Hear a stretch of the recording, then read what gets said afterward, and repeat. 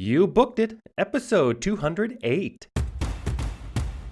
What's going on, everyone? Thank you for joining me today on You Booked It, the #1 podcast where you learn how to create a successful entertainment career.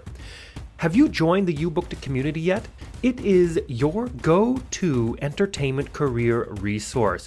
Inside, you'll have direct access to Broadway performers, Emmy nominees, and people just like yourself navigating this industry.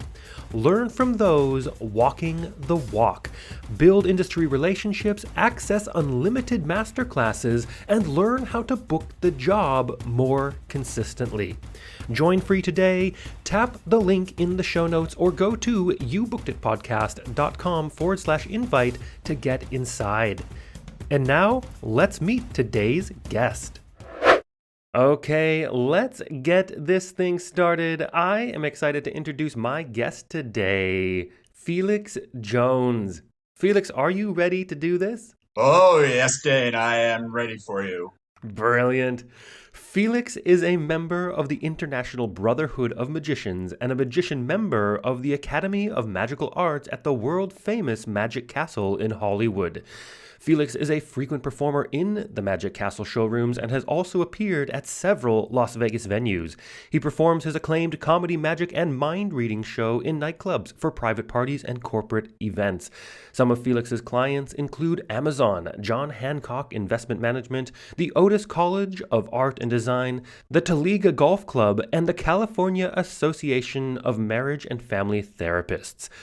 Felix, that is a quick intro of who you are and what you've done, but why don't you tell us a little bit more about yourself, fill in the gaps, and a little bit more about what you do as a professional in the entertainment industry?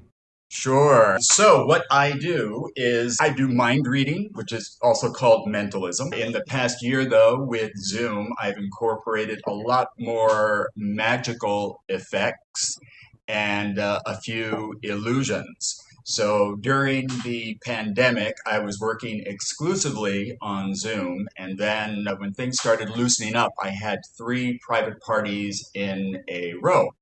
So because of with Zoom, all the tricks I was doing on Zoom, I had to get back into the magic saddle and Yeah. retrain myself from the routines that I've done hundreds of times that I couldn't do over Zoom. Happily, there are tons of videos of me online, YouTube. I have my own YouTube channel. And I was able to watch those videos and retrain myself into the routines that I had completely forgotten. Yeah, that's wild. Yeah. I guess it makes sense. We got to keep practicing if you're not doing it It's live all the you know time. with magic it's nonstop. And if you let it up for even a minute, there is muscle memory when you're doing Mm, a particular effect. You literally, when you've done it hundreds of times, I don't have to think about it. I right, can just my hands move as they're supposed to, my mouth moves as it's supposed to, saying the right. words that are going to work to get people to understand what I'm doing. If you don't, then yes, you lose it a little bit. But with Zoom, I was doing many performances, but I had to completely reshape my material for a Mm, Zoom audience. So I'm very interactive, whether it's in live, performing live, or if it's on a Zoom show. I made sure that I wasn't going to do just a bunch of card tricks. I wanted my audience to be involved as much as possible because they're watching me on, a small screen. So I worked very hard at developing material that was specific for Zoom. Now, right now, of all of that material that I did, there's only 2 that I'm able to perform live. So I had to go back to the my old bag of tricks, Felix's bag of tricks, and revive some that had fallen by the wayside. But the first party that I did after Zoom, it was a group of ladies, and they were all, I believe, somewhat related.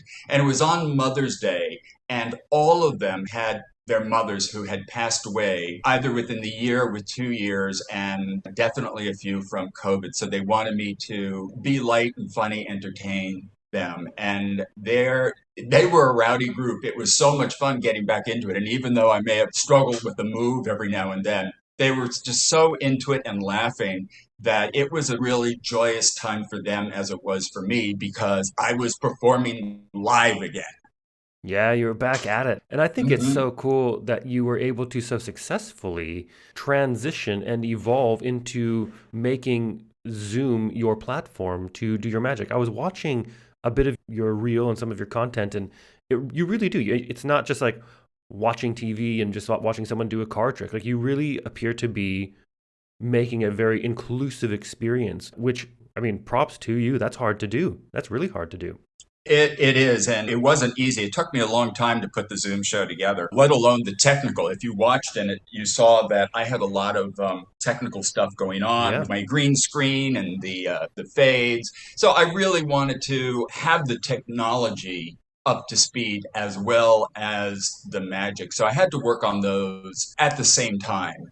And I believe the magic I got down a lot sooner than I did the technical things with Zoom because they're all the shows I did. There's always some demon that happens 15 minutes before the audience is wants to be admitted.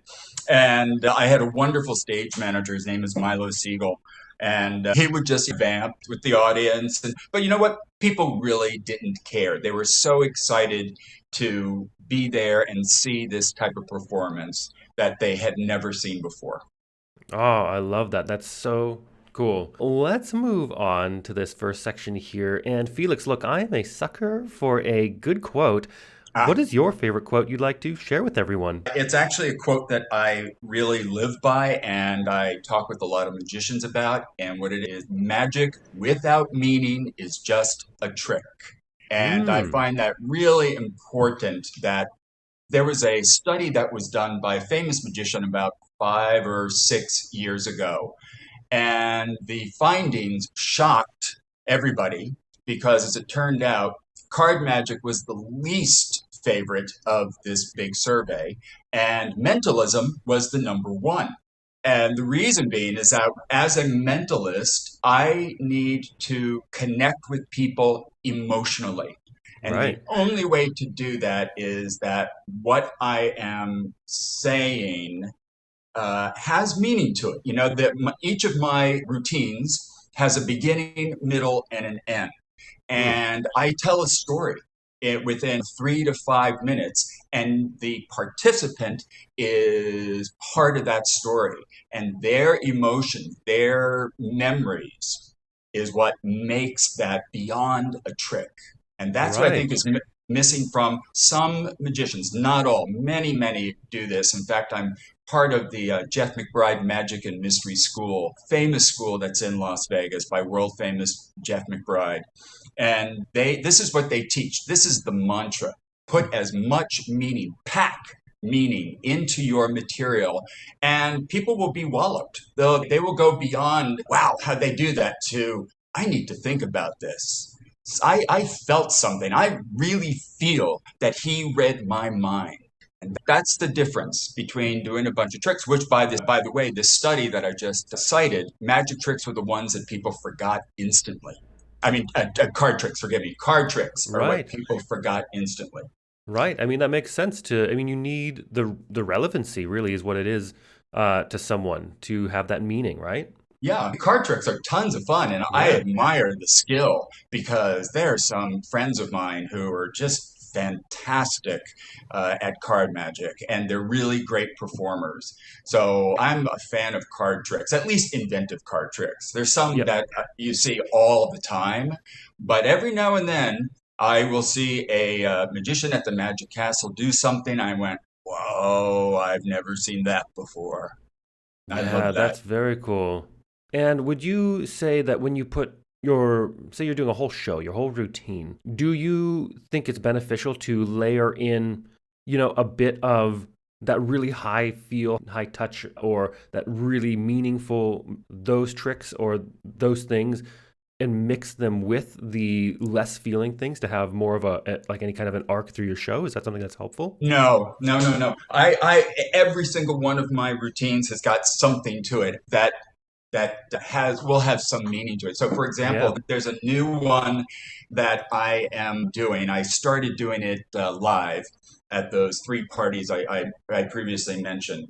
And what it does is that it combines three effects with silks that all three of them are not performed much these days. And nobody has ever performed them as I'm doing them all three together.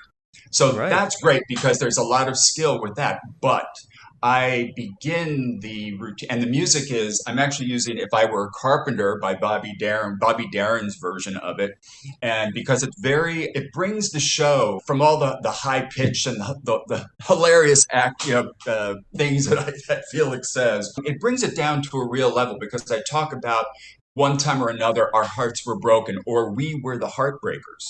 Right. And so I put this meaning at the top of it. And I am telling you, I do this, and it is one of probably these days, it is the only routine that I do that you can hear a pin drop. People Wow. they're amazed by the silk work, but the story that I'm telling, and because basically what I'm telling is that if I could have done this, I broke someone's heart, and I could have done this, and I regret now. And so let me show you what I could have done back then.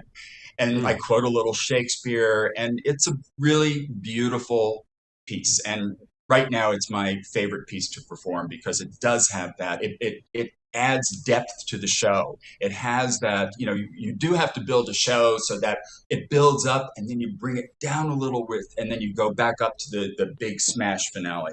Right, but you always keep the relevancy and the meaning in it and all the Yes, numbers.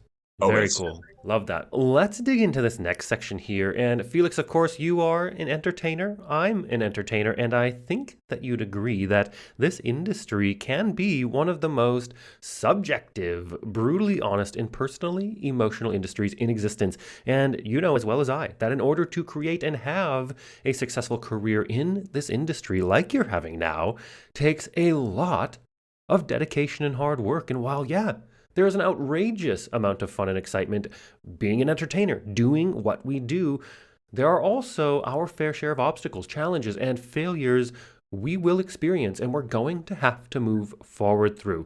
So tell us, what is one key challenge, obstacle, or failure you've experienced in your career, and how did you come out the other side better because of it? So when I was first starting out doing mentalism, I was looking at some older material and trying to adapt it to myself, and I really didn't have the confidence, and so it really wasn't terribly good. But then I was asked to do a charity benefit, and it was the first time that I started introducing material that, as I've been saying, has meaning to it. And I was terrified. I was shaking like crazy, Yeah. and I heard the audience response, the laughs and the shocked expressions, and I felt okay. This is what I need to always be confident in what I'm doing. Now, when I was an actor many eons ago, and I had terrible stage fright. I would literally throw up before a performance. It was just awful. And I had a little bit of that as I was performing magic for the first time. Now, mind you, I've only been performing magic for going on 6 years now. So it was a whole big change for me.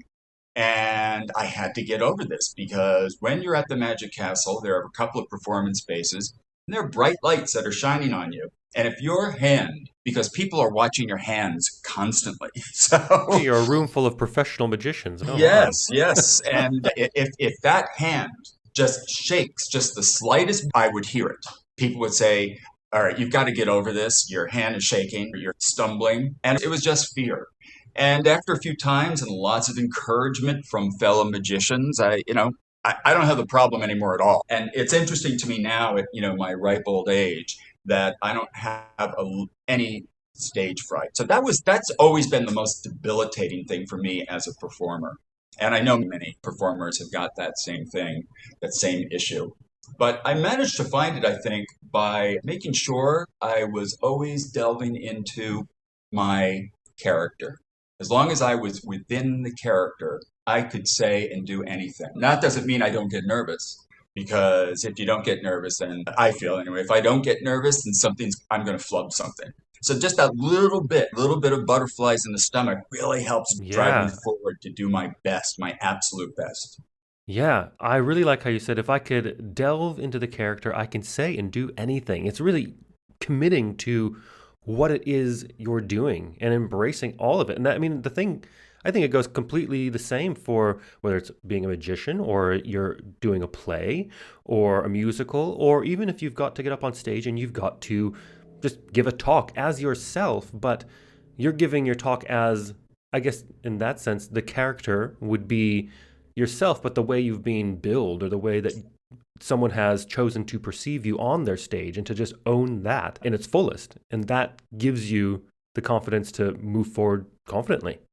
No, it really helps a lot that from my theater background to create my theatrical character as mentalist. So I write every word. I used to write theater, and so I know the structure that needs to go into it. I Mm-hmm. also choose specific music that's going to represent the ideas or the emotions that I want for each. How I move, every single move that I make, where the props are set, whether I turn left, turn right, all of that, all these theatrical standards. If you're in theater, this is what you have to know at all times. And so I do that. I bring it all. I'm my own producer, my own director.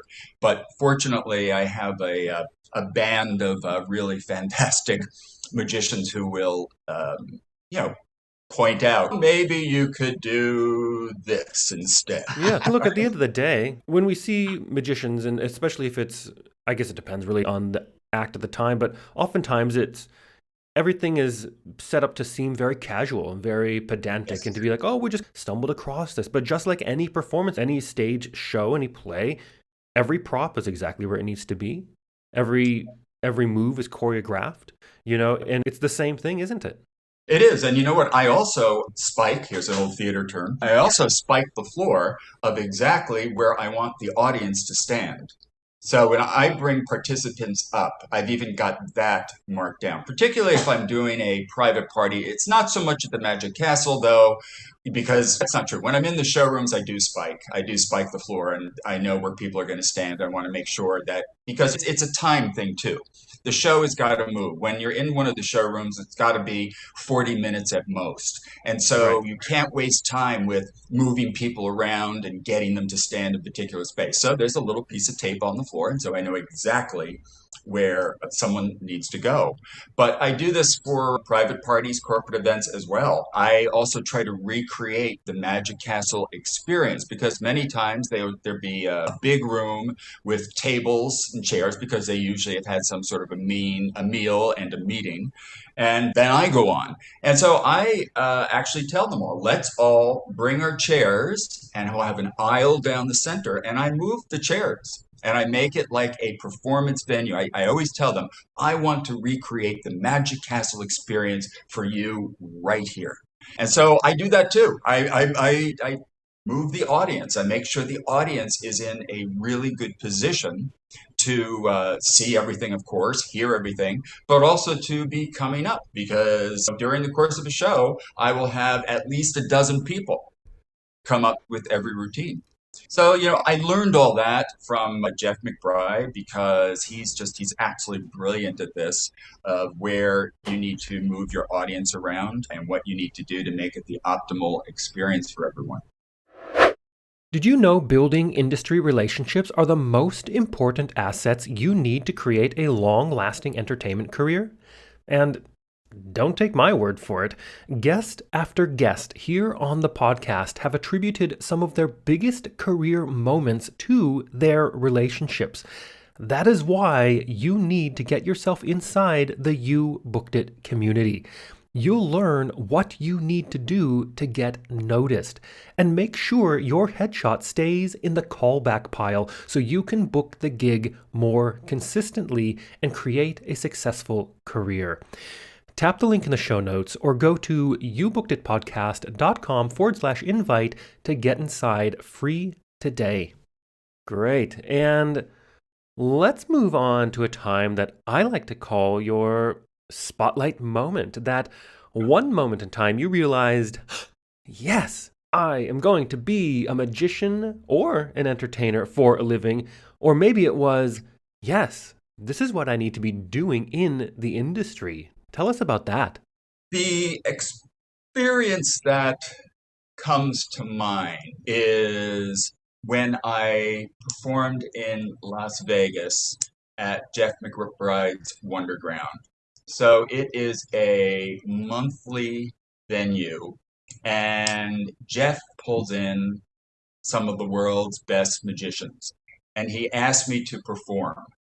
Now, he had also asked me that afternoon to make some script changes to this particular effect that I was doing. So I was pacing in the parking lot before I had to go on, going through the script, moving my hands, going through the script. And then it was time to go on. And I went on, and I was, again, not at all nervous, but at the end of it, these magicians that I've seen or read about, they came up to me and they said, "You really have something special that I've never seen before."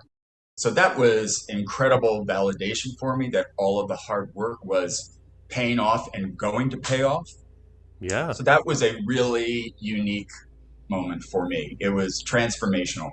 I felt cool. so confident that these famous magicians would actually come up and approach me and say this.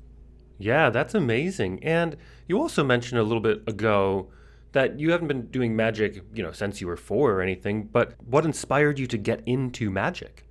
Everybody always asks that, and it does start as a child. So I got into magic from comic books, and I was a big comic book fan. I had tons of them, and on the back covers, you probably may in the olden days, there were always magic tricks that you could send away for.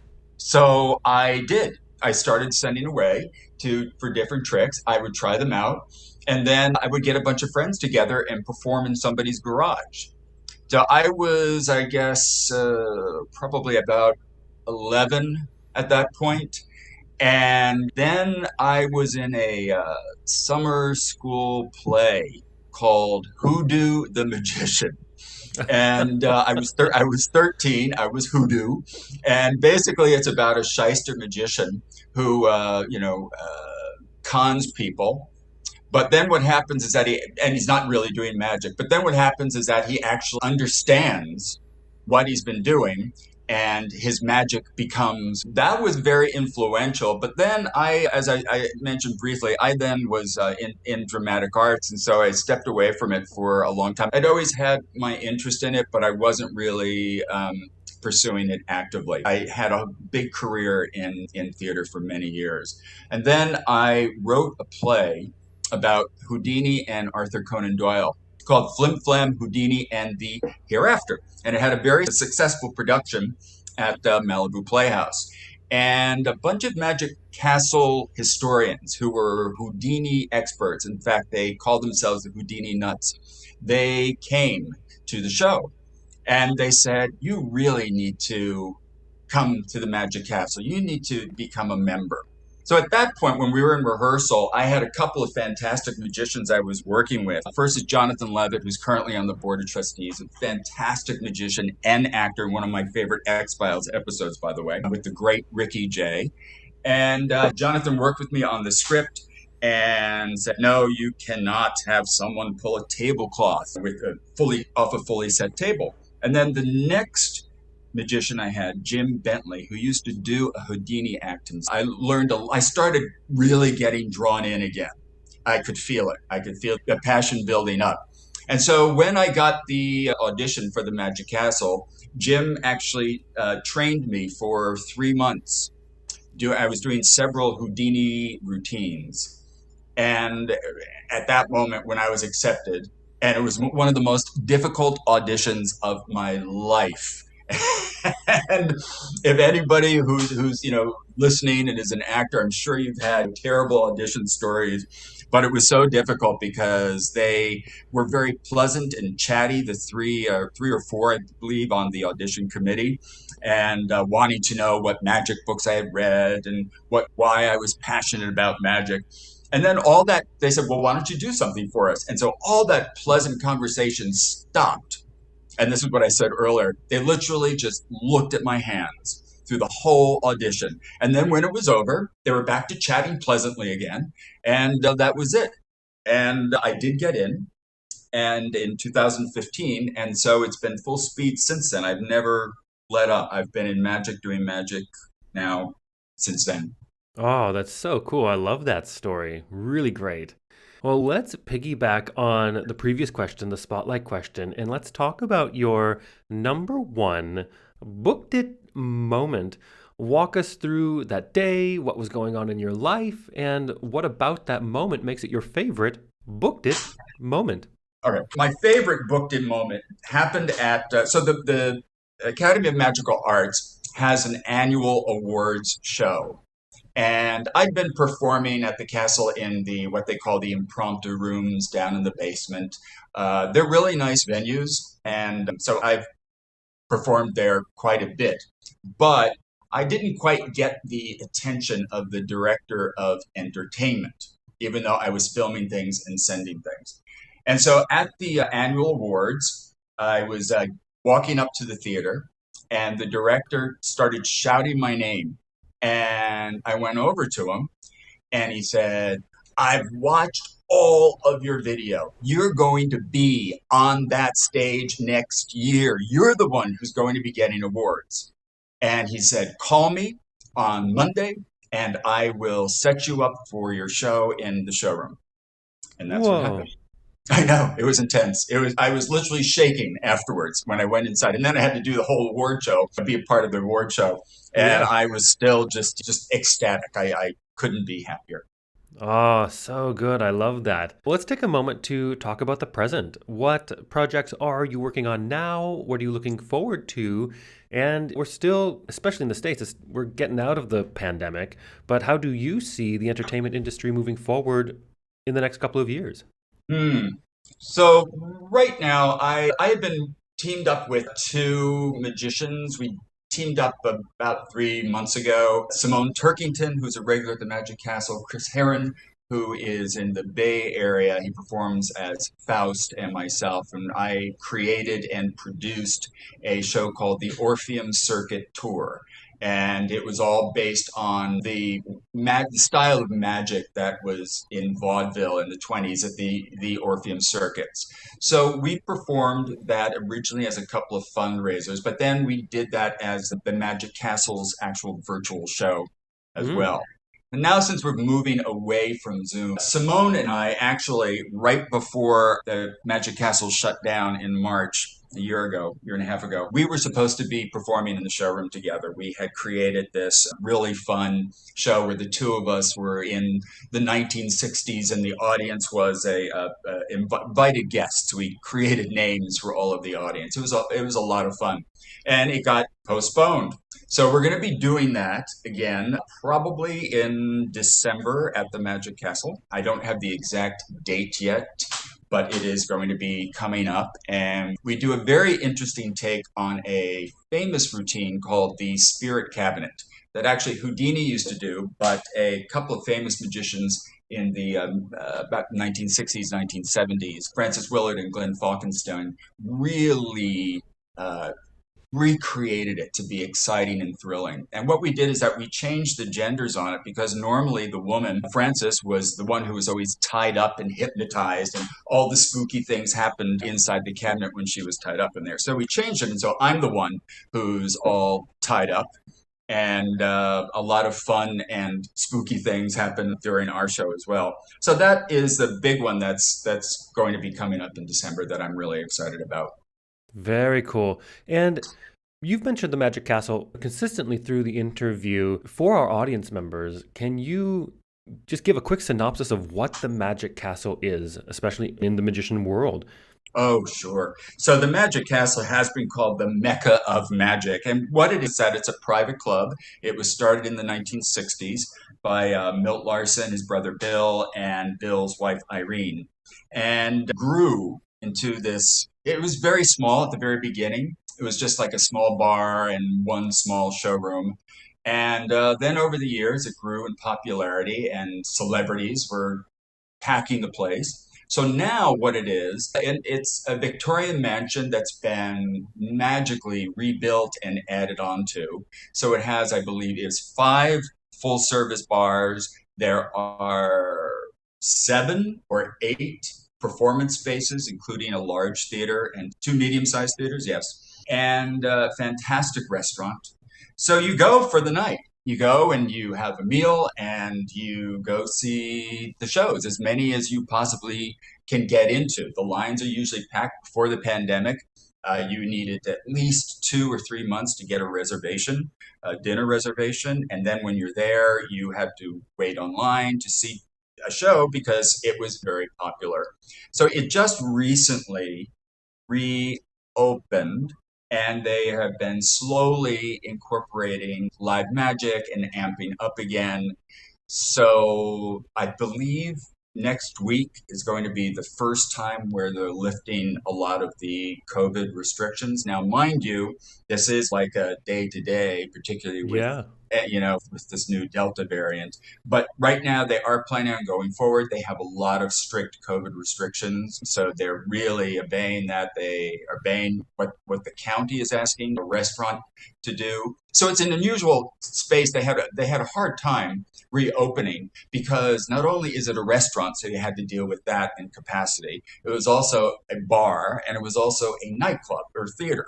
So they had like Yeah. triple whammy on them and tried to overcome all the restrictions. But now it's moving its way back again, and I'm expecting that certainly by the fall, when I know that they want to be fully running up and running again for October, because Halloween is the busiest time. There's always a theme. The place is all decked out. You have to come in a costume. It doesn't have to be part of the theme, but all the staff is wearing themed costume. It's so much fun. So I haven't been back, so I am actually going next weekend when it's somewhat fully opened again, and I'm really thrilled. Oh, by the way, it's also private invitation only. You can't just show up. Need to know a magician and get an invitation, or someone has a magician connection to the Magic Castle, and you're sort of like riding on their coattails on in. But that's it. That's what keeps the Magic Castle premier and very special, is that not anybody can just walk in. Oh, that is so cool. Love it. Yeah. Thanks for that. The summary of Yeah. the Magic Castle. Love it. And it is now time to move on to one of my favorite sections in the interview. I call it the Grease Lightning Round. I am going to ask you a handful of questions. I want you to answer them as quickly and concisely as possible, one after another. Are you ready? Oh, deep breath, go. All right, first question. What was the one thing holding you back from committing to a career as an entertainer? Lack of confidence. Second question. What is the best piece of advice you have ever received? Honestly, the one thing that I can think of is I have been constantly told to not give up, always strive to be best, and there'll be ups, there'll be downs, but don't give up. Yes. Third question. What is something that is working for you right now? Or if you'd like to go pre COVID, what was working for you before our industry went on pause? What works for me in particular is when I'm performing, I'm dressed to the nines. I always look fantastic. I look great in a tux. Yeah. And I have more and more been incorporating this martini persona. So I'm not drunk or anything, but I want to make sure that everyone's having a good time because, as we like to say, and magicians like to say, having a drink makes the magic better. And what I have found that every time I like sip a toast, if I because I always have a martini on stage. Sometimes there has some gin in it, but most times not. But when I take a sip and I'm toasting people, they want to take a sip. So again, it's part of that interaction. But I think my martini, my tux persona, and I got to say, I have the best hairstylist in the world. His name is Marcus Wolf, and my hair is just tops. Yeah, you're lucky to have hair. I am, but I got to tell you, I get commented on. The hair is as much a character as I am. Really? It's constantly commented on. I have people stop me. I have stylists. I have magicians stop me. Where did you get your color? This is natural. This is all for real. But I do make a big thing about the hair actually in my act. So anyway, that's it. Yeah, I love that. And the fourth question, what is your best resource? Whether that's maybe a book, a movie, a YouTube video, a podcast, piece of technology that you've found is helping your career right now. Oh yeah, the big one is always go to the past. Look at the past because what's happened is that magic is very faddish, FAD, faddish, and magicians always want to do the newest thing, and so there's a Right. lot of copycats of doing the new thing. So what I do is I go back to mind reading and magic from the 1930s, the 1940s, and I look at those resources, and I have to make sure that a particular routine is matching my martini character, and then I rewrite it and I make it my own. So going back to these old resources is the best way of doing something new. Very cool. Love that. And the fifth question, if you had to start your career from scratch, but you still had all the knowledge and experience you've collected from your career in this industry, what would you do or not do? Would you do anything differently or would you keep it the same? I think it goes back to what I've been saying is that I lacked the confidence, and recently what I've been hearing, and this is from different people. It's not just like one person, a couple people, couple magicians, whatever, say to me, "You're a lot better than you think you are." And so I guess I still have that because I'm so new to the game, new to the business, that I still have that little bit of, am I good enough? And Yeah. I keep working on that right now. It's like, I know I am. I do know I'm good enough because I hear it over and over. But there's still that little thing, right? That little bit of insecurity inside of me. It's saying, you're not quite up to their level yet.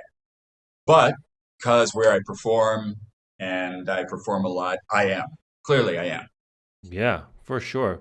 And the last question, what is the golden nugget knowledge drop you've learned from your successful career in this industry you'd like to leave with our listeners? I started this when I was 59, and I feel that people who are making these life changes are a bit scared or a bit worried about their age. And I just say, don't put that aside. If you've got the talent, if you've got the stamina, the energy, just go for it. Just forget about the age and just be exactly the performer you want to be. Oh, I think that's incredible advice, especially in such a time of flux and people quitting their jobs and moving all over the world, and everything's changing right now on a much bigger scale than normal. And I think Yeah. that's incredible advice and very relevant for today. Thank you. Yes, it's. I don't have an age issue, and I know when you're in Hollywood, it's always a big issue. I think so much has changed in the business now that you can have a fantastic career in your 60s, in your 70s. That's to me is what the biggest change that I've seen since I've been here. I've been here since 1990, and it was all about being young, being hip, being cool, being beautiful. Now that's changed. It's changed. People are appreciating performers who are, as I like to say, seasoned professionals. And Yes, love it. Felix, it is time now to wrap up this interview, which means it's also time to give yourself a plug. Where can our listeners connect with you? Is there anything you want to promote? I am available for, even though I perform all the time at the Magic Castle, I'm available for any sort of event and very reasonable. You can check me out at my website, felixjonesmentalist.com, and get in touch. I respond by phone, by email. And if you've got an event coming on, no matter if it's 5 people or 500 people, I would be very happy to perform for you, particularly as the holiday season comes up. It's my favorite time because I really get to meet a lot of people and they're all happy and joyful. So check out my website. You'll also see videos. You can go to YouTube, my YouTube channel as well, and see what I do. Fantastic. And for everyone listening out there, I have put the links to everything. I put the links to all the different places you can connect with Felix. And those are all in the description of this episode, so you can easily connect with him.